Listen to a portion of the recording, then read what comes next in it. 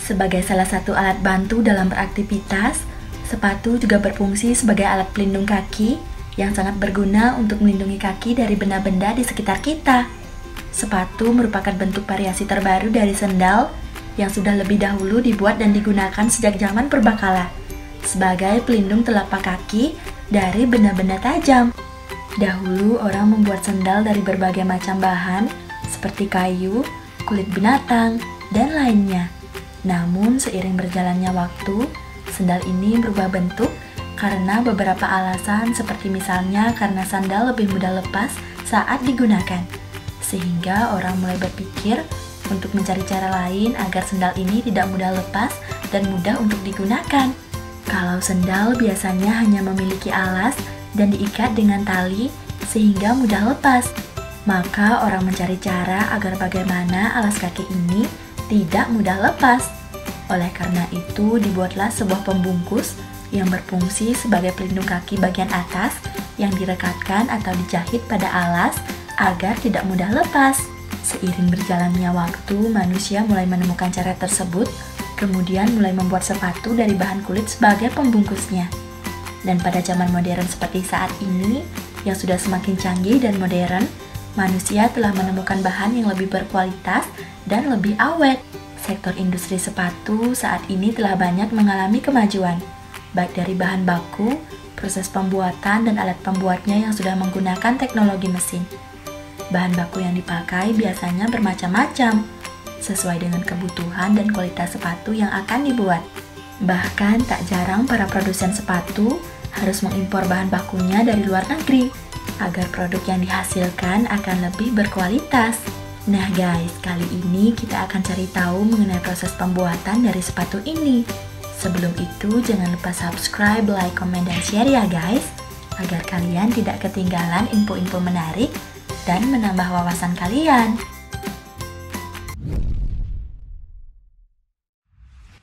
Proses produksi sepatu di pabrik tentunya melalui beberapa tahapan panjang yang harus dilalui, mulai dari pemilihan bahan baku yang berkualitas, membuat pola, memotong bahan sesuai pola, lalu menggabungkan setiap bagian menjadi sebuah sepatu. Pada umumnya, sepatu terbagi menjadi dua bagian utama, yaitu upper dan bottom. Upper sepatu adalah bagian sepatu yang terdapat di bagian atas, mulai dari ujung sepatu bagian depan sampai belakang, dan bagian kanan-kiri. Biasanya terdapat tali pengikat untuk mengikat sepatu agar tidak mudah lepas saat digunakan. Bahan yang biasa digunakan untuk upper sepatu yaitu menggunakan kulit, baik itu dengan kulit binatang atau dengan menggunakan kulit sintetis. Kedua bahan ini biasanya dipotong-potong dan memiliki beberapa bagian. Dan untuk menyatukan bagian-bagian tersebut biasanya dilakukan proses penjahitan agar setiap bagian bisa tersusun sesuai pola yang dibuat. Bottom sepatu merupakan bagian alas atau bagian bawah dari sepatu yang biasanya juga sering disebut dengan sole sepatu. Pada bagian bottom sepatu ini terdiri dari beberapa bagian seperti insole, midsole, dan outsole. Bahan yang digunakan untuk membuat sole sepatu ini biasanya menggunakan bahan yang tebal dan memiliki tekstur yang lebih keras, namun tetap fleksibel dan elastis seperti karet. Proses perakitan sepatu diawali dengan memilih bahan baku untuk upper dan juga sole sepatu. Kemudian membuat pola sesuai dengan desain yang telah ditentukan.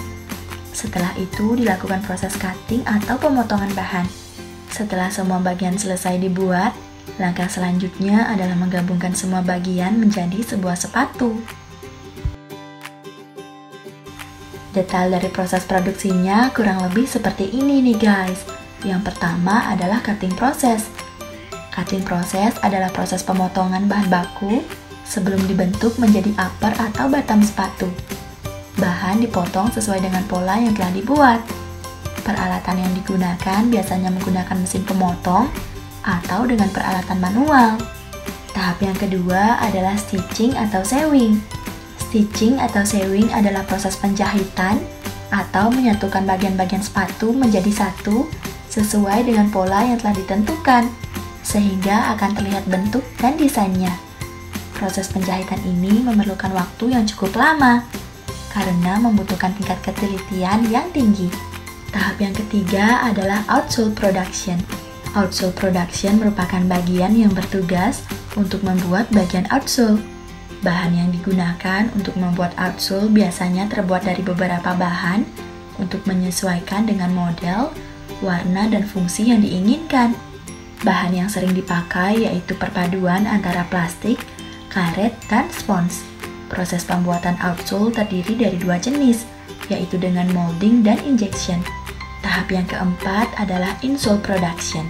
Insole production merupakan bagian yang bertugas membuat bagian insole sepatu atau bagian dalam sepatu. Insole adalah bagian dalam sepatu yang berfungsi sebagai alas kaki agar tidak bersentuhan langsung dengan outsole yang memiliki tekstur sedikit keras. Dengan adanya insole sepatu, maka kaki akan terasa nyaman dan tidak sakit karena insole terbuat dari bahan yang cukup empuk. Tahap yang kelima adalah stock fitting. Stock fitting merupakan proses penggabungan bagian-bagian dari bottom sepatu seperti midsole dan outsole hingga membentuk bottom sepatu. Kedua bagian ini akan direkatkan dengan menggunakan lem khusus agar bisa menempel dengan kuat. Tahap yang keenam adalah assembling. Assembling merupakan bagian yang bertugas menggabungkan upper dan bottom sepatu hingga membentuk sesuai desain yang telah ditentukan. Proses assembling dalam pembuatan sepatu ini biasanya antara upper dan bottom sepatu sudah dikelompokkan sesuai dengan modelnya, baik itu ukuran, warna, jenis sepatu, dan sudah sesuai pasangannya masing-masing, baik itu kanan dan kirinya.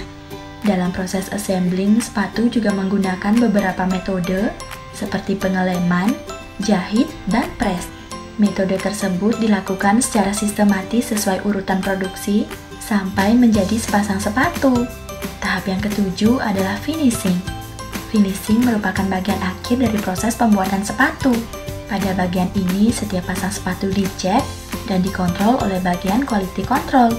Quality control bertugas melakukan pengecekan dan memeriksa setiap bagian sepatu agar tidak ada cacat saat proses produksi. Jika terdapat cacat atau kesalahan, maka akan segera diketahui dan langsung dikelompokkan untuk dilakukan perbaikan. Tahap yang selanjutnya adalah packing. Packing adalah bagian yang bertugas untuk melakukan packing atau pengemasan sepatu ke dalam dus atau wadah. Proses ini juga harus teliti, jangan sampai terjadi salah packing. Packing dilakukan sesuai dengan warna sepatu, ukuran, model, dan memperhatikan bagian kanan dan kiri sepatu. Nah, itu dia guys proses pembuatan sepatu. Selain fungsinya, tentu kita perlu tahu sepatu apa sih yang paling keren? Atau mungkin kalian sedang mencari daftar merek sepatu pria dan wanita branded dan berkualitas. Apalagi kalau bagi penggemar sepatu, memakai sepatu tak hanya sekedar digunakan untuk menutup dan melindungi kaki. Lebih dari itu, sepatu keren sudah menjadi bagian dari gaya hidup guys. Yuk cari merek sepatu yang sudah terkenal di semua kalangan. Yang pertama ada Nike. Dengan hanya melihat logonya, kita tentu dengan mudah mengenalnya. Simbol swoosh. Yaps, Nike. Nike diambil dari nama dewi Yunani yang artinya kemenangan. Pertama kali didirikan oleh Philip Knight, seorang atlet lari dan pelatihnya Bill Bowerman. Nike kini telah berkembang menjadi salah satu market leader sepatu olahraga di dunia. Merek yang kedua ada Adidas. Sejarah Adidas memiliki perjalanan yang panjang sejak 1920. Didirikan dua bersaudara berkeluarga negaraan Jerman, yaitu Adolf atau Adi Dassler dan Rudolf Dassler, dan terus berkembang hingga saat ini. Walaupun akhirnya kedua bersaudara ini berpisah, saat Rudolf Dassler memutuskan untuk membuat merek sepatu sendiri, yang kemudian kita kenal dengan merek Puma.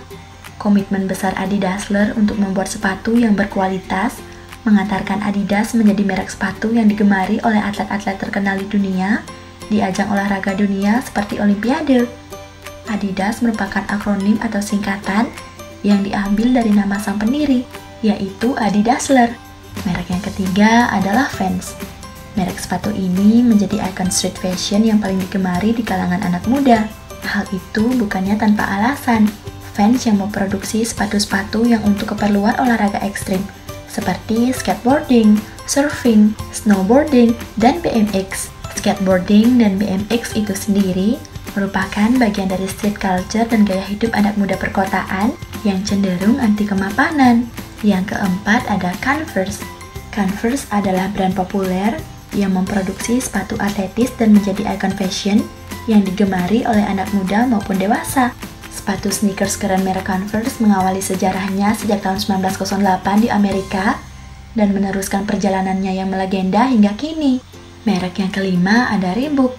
Reebok mendapatkan popularitasnya pada awal tahun 90-an. Saat itu, seorang pemain basket rookie Boston memamerkan sepatu Reebok yang dipakainya hingga dikenal oleh para penggemar basket. Persaingan industri sepatu sneakers yang ketat membuat Adidas membeli Reebok untuk bersaing dengan produsen sepatu terdepan di dunia, Nike. Bergabungnya Reebok di Adidas merupakan fase baru bagi Reebok untuk meraih popularitasnya kembali. Nah, itu dia guys beberapa merek sepatu terkenal di dunia. Dan masih banyak lagi. Kalian penggemar merek yang mana? Sampai di sini dulu ya guys video kita kali ini. Jangan lupa untuk terus tonton video di channel YouTube ini agar menambah wawasan kalian. Dan sampai jumpa di video berikutnya. Bye!